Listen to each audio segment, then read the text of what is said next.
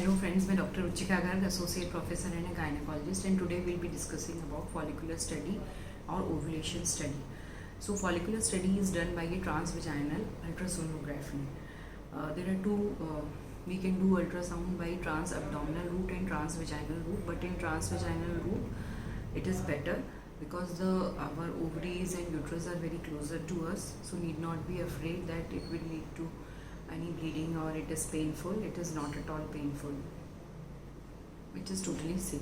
So what is follicular study? Follicular study is done in cases of those who are having irregular menses or who are planning pregnancy but they are not able to conceive, so as to see whether their ovarian reserve is good.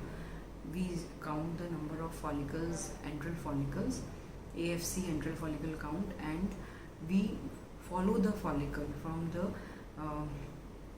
initial of the cycle till it's ruptured. So when it ruptures, it is called ovulation.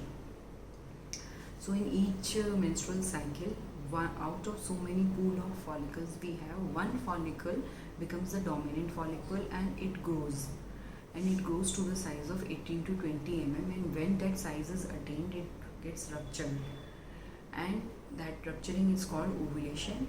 And if it is ruptured, then if it is fuses with the male sperm, that pregnancy is implanted into the uterine cavity.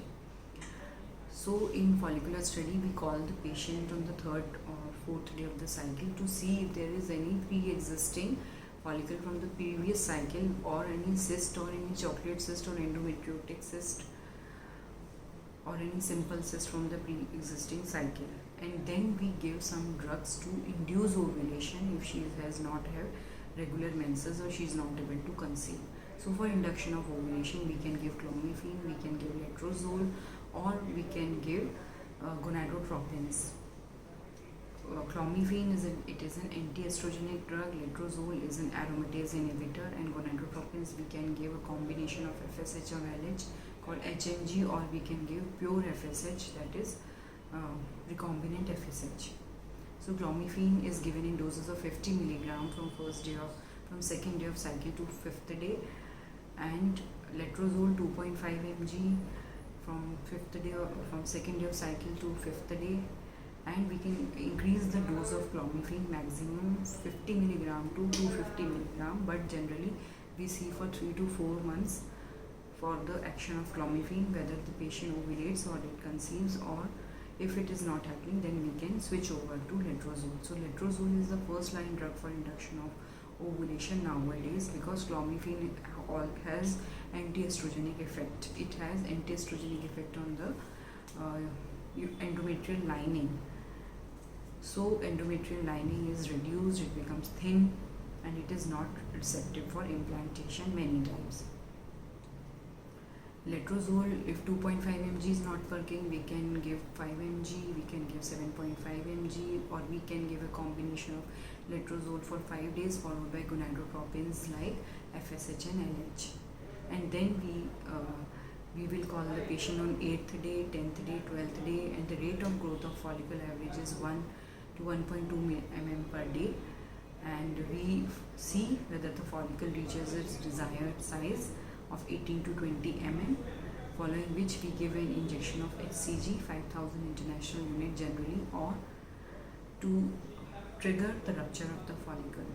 Then we can see on the ultrasound whether the follicle has ruptured. There are few signs of rupture of follicle, like it is losing its turgor, it becomes shriveled, there is fluid in the pouch of Douglas, the follicle which was visible earlier is not there now.